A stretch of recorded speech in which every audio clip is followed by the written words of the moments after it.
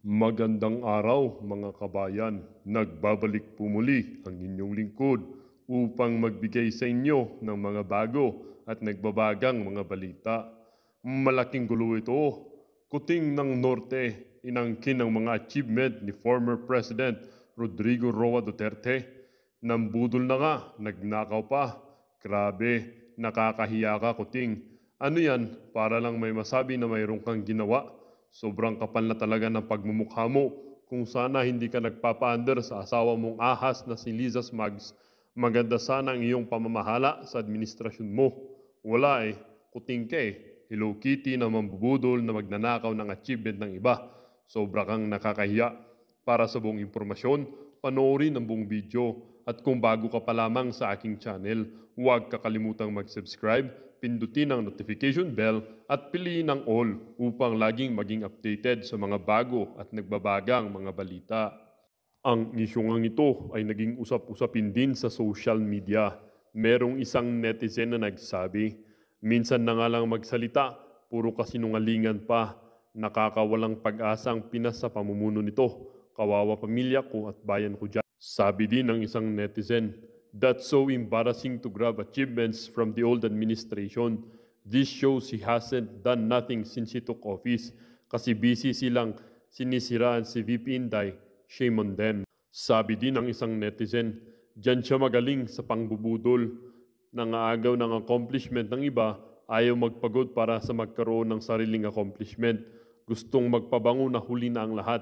Tungkol nga sa yung problema natin sa drugs. Ma-report ng PNP na we have successfully confiscated an estimated 10.4 billion pesos worth of illegal drugs in 2023. Masasabi natin na 27,968 na barangay ay nadeklara na drug cleared. Magandang mga progreso ito sa grassroots level. Yung sinasabi niya na yan, tignan nyo yung date ng balita na ito. March 30, 2022. Ito. Yan, kung titignan ninyo, March 30, 2022 at ito ay Philippine News Agency. Ano nakalagay dyan? Okay? Yan, balita pa yan nung panahon ni Duterte. Sabi dito, ayan of more than 24,000 barangays, meron silang 24,379 na nahuli, kumbaga declared. Okay? Okay, ayan 24,000 na barangays. Taliwas doon sa sinasabi ni PBBM, yung sinasabi niya, tingnan natin yung dito sa datos, ayan, ito. Ito ay balita ni Bongbong Marcos. 27,000. Pero tingnan natin yung balita noong March 30, okay? Dito ay noong March 30, 2022, 24,000 na barangays. So ang gagawin natin dyan, doon sa report ni, di ba dito 24,000 or 24,379. Pero doon sa report ni BBM, ito sa report niya is 27,968. So kung ima-minus mo yan, ang gagawin mo dyan, ima-minus mo. So 27 minus 24,000, that's about 3,000 lang yung pwede. At ewan ko kung totoo pa yon. 3,000 lang ang dapat na i-report ni PBBM, ni Bongbong, hindi 27,000. Kasi pag sinabi niyang 27,000, isinama niya yung drug-cleared barangays ni Pangulong Duterte, which is 24,000.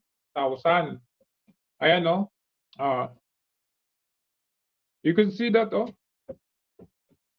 Bakit niya kinikredit yung drug-cleared barangay ni Duterte noong panahon pa ni Duterte, March 30, 2022, bakit niya sinama itong 24,000 na ito?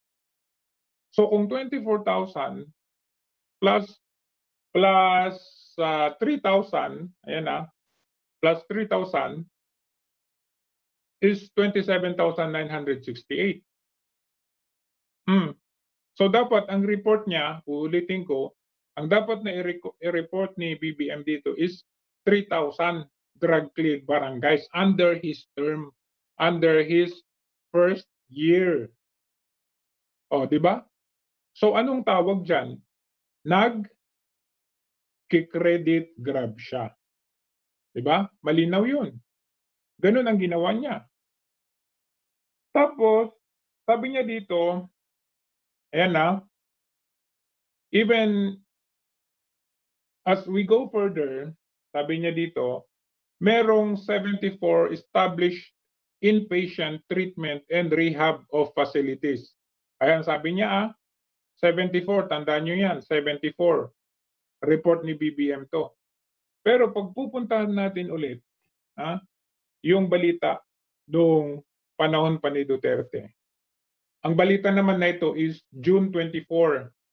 Okay, pag sinabi natin June 24, 2022, hindi pa nakakaupo, hindi pa nakakarating ng Malacanang si Marcos. Tama? Diba? Hindi pa nakarating si Marcos sa Malacanang. Kasi June 30 yung kanyang inauguration. June 30 siya mapapapasok doon sa Malacanang. So, ibig sabihin, nung ibinalita ito ay panahon pa ni Duterte. Kahit yan ay June. Kasi May 10 yung election, di ba? So tapos ng election pero wala pa siya sa Malacanang. Ibig sabihin, hindi pa siya totally 100% na may power para gumawa ng action. Di ba? Ayan, nakita nyo? Nakita nyo yan, 74 na yan? Diyan niya kinuha. Ito po ay panahon pa ni Duterte. Ulitin ko, ayan as of March 2022, March 2022, there are total of 74 accredited government and private drug abuse treatment and rehabilitation center. So kung babalikan natin itong si PBBM, ayan drug. Okay? Treatment and rehabilitation facilities. 74. Tapos pupuntahan natin yung balita noong March 2022. Ayan, Drug Abuse Treatment Rehabilitation Center, which is nakita natin dito yung 74 na facilities. Ayan Total 74 accredited government and private, okay, drug abuse treatment rehabilitation center in the country. Saan ka pa? So ibig sabihin, saan niya ito kinuha? Ginrab niya ito doon sa achievement ni Pangulong Duterte. Magaling kang bata ka, magaling kang kupal ka. Tapos sasabihin niya drug-free, pero ang 24,000 doon, ayan ang 24,000 barangay na drug-free ay panahon pa ni Duterte. Tapos, dinagdagan niya ng 3,000, naging 27,000 something. Sabi niya na siya yung may gawa. Diba? Ang galing lang. Ang galing lang niyang manguha ng achievement ng may achievement. Ayan ito pa, may nilagay siya dito, 10.4 billion worth of confiscated illegal drugs, sabi niya. Ayan Sisiw pa nga to kung tutuusin Ewan kung saan niya kinuha kung totoo to. Samantalang nung panahon ni Duterte, tingnan nyo, kung magkano, kung ilan ang nasis nung panahon ni Duterte. 76 billion worth. Tapos sa kanya, okay, ito ano lang to, 2016 pa lang to. Midterm, mid-2016, 76 billion. Buti nga hindi niya ginrab na naman to 76 billion kasi mahahalata na masyado. Kaya ang nilagay niya, okay, dito sa first term ni Duterte, okay, sa 2016, mid-2016, 76 billion na kaagad ang nahuli, no, worth. Samantalang ito, yung binibida ni Marcos, 10.4 billion confiscated illegal drugs. Bakit? Napaka maliit yan kung tutuusin. Bakit? Kasi nga, di ba, kung mapapansin ninyo, nagsipagbalikan na yung mga addict, nagsipagbalikan na yung mga pusher. Ibig lang sabihin nun, hindi niya itinuloy yung laban ni Duterte. Ganun lang naman kasimple yan eh. Tapos magre-report sila ng mga ganito. Kasalukuyang kami nag-workshop para sa mga staff namin para maging maayos ang patakbo ng aking opisina. Habang kami Workshop? Nagwo-workshop pa sila niyan after 1 year workshop? nagtatrabaho, lumabas ang mga ibang at ibang resulta sa mga achievement report, performance report tungkol sa mga iba't ibang sektor na ating ginagawa. Unahin ko yung sa Farm to Market Road. I am happy to share a significant update sa ating Farm to Market Road Network Program. Ang ating dapat maging target is 131,410.66 kilometers sa 6 na taon.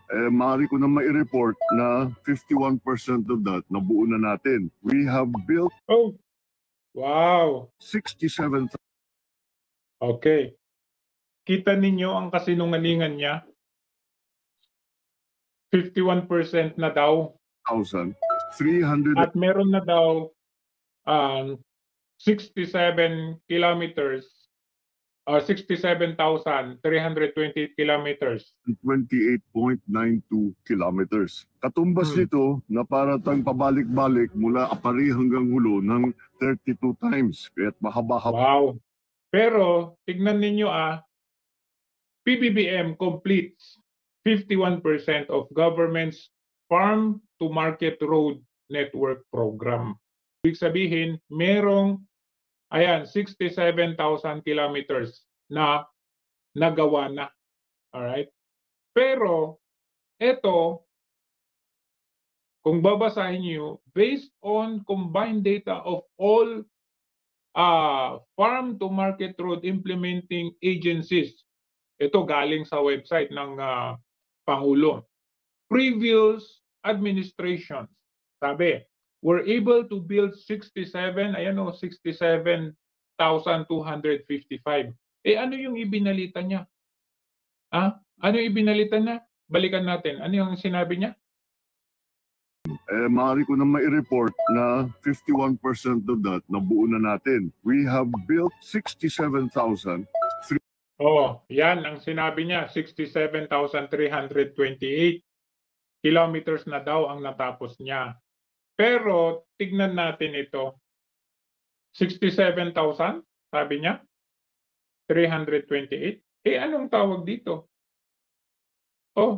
Ayan binalita pa ito. Noong kailan ba to? Ayan, SONA niya, noong July 2022.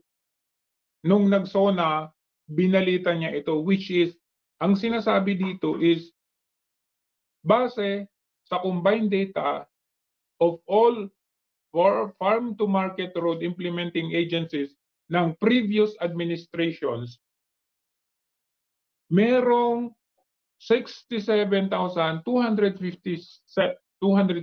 kilometers of Farm to Market Road na natapos.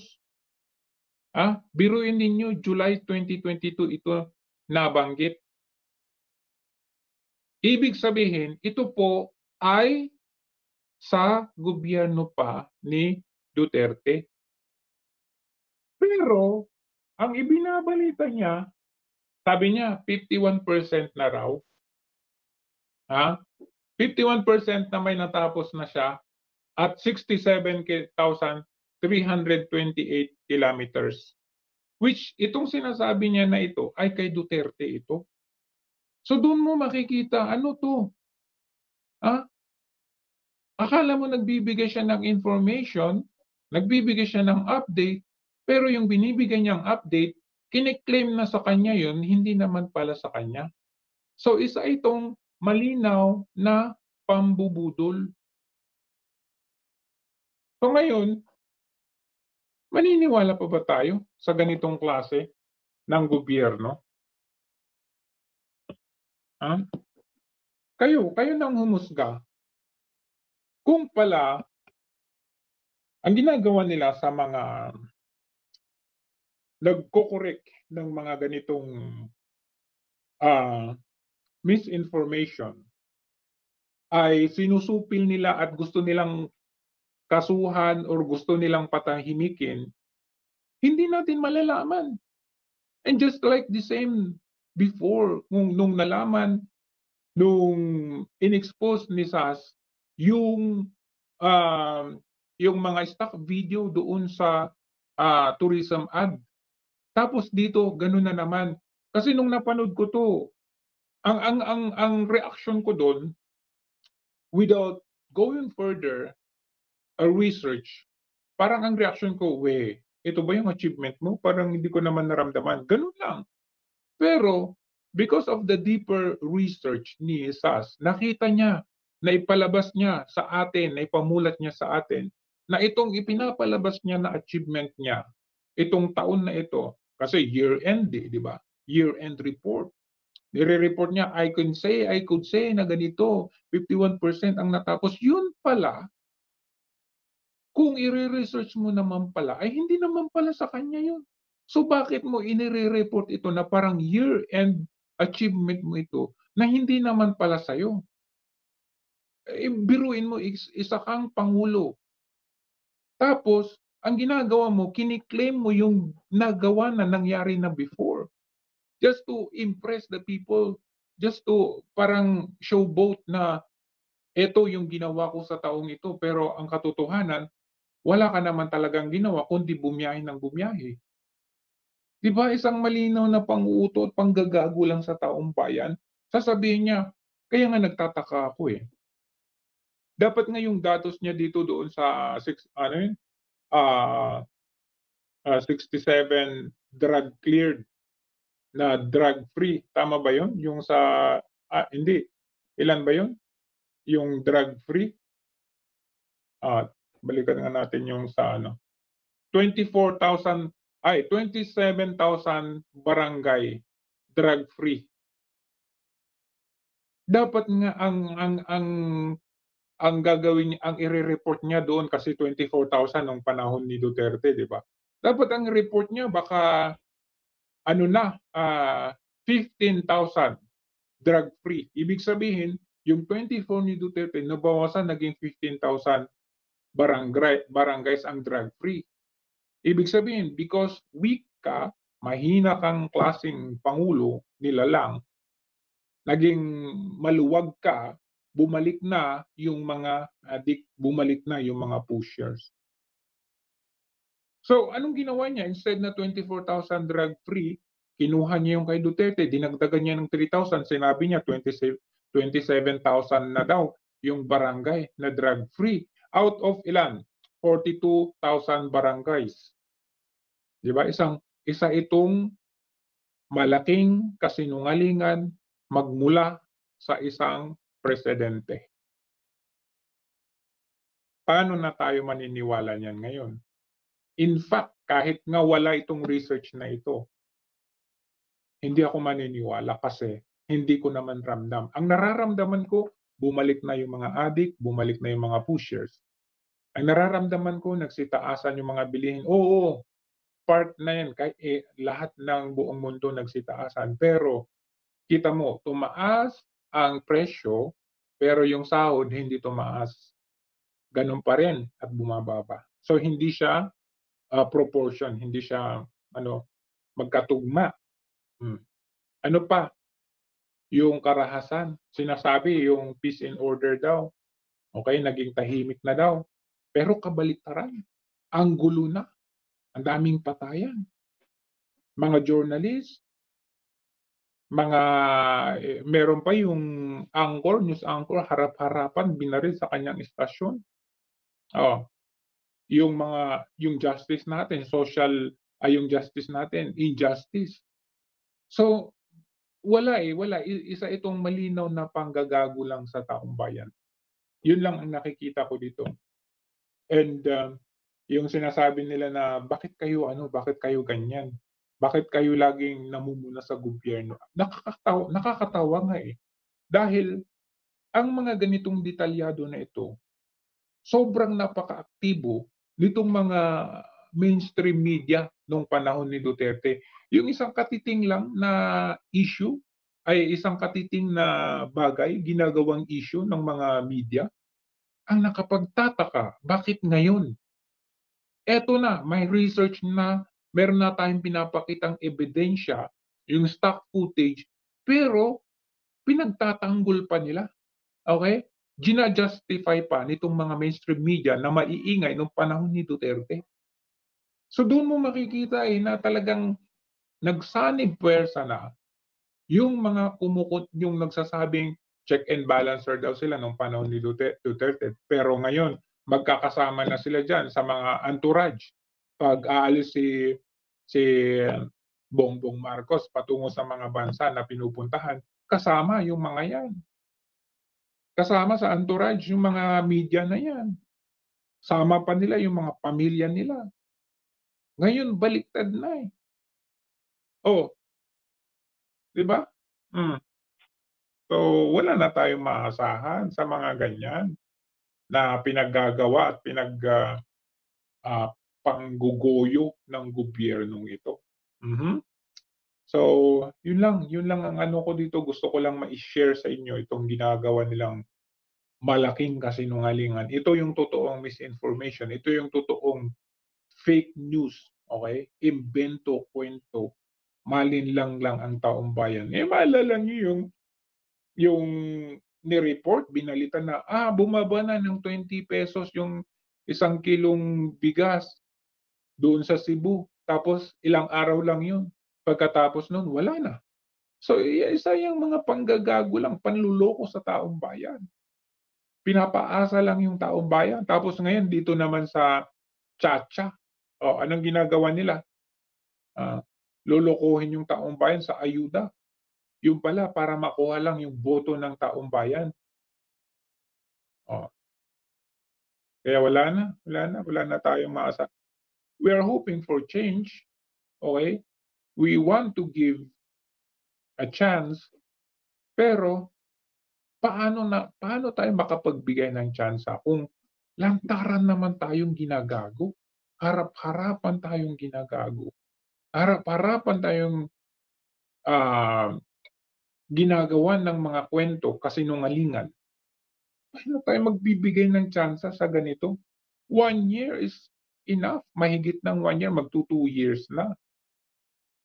Talagang nakakadismaya. Hmm.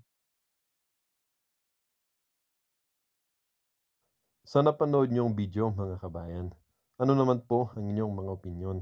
Ang ating comment section ay bukas para sa inyong mga komento at reaksyon. Huwag kakalimutan, do not let your thoughts left unspoken. As citizen of this country, your opinions matter. Huwag pong mahihiyang magbigay ng inyong mga saloobin, mga kabayan. At syempre, huwag niyo din pong kakalimutan i-share ang video ito upang inyong mga kaibigan at kapamilya ay maging aware din sa kung anong nangyayari sa ating bansa. Huwag din kakalimutang mag-iwan ng like. Hanggang sa muli!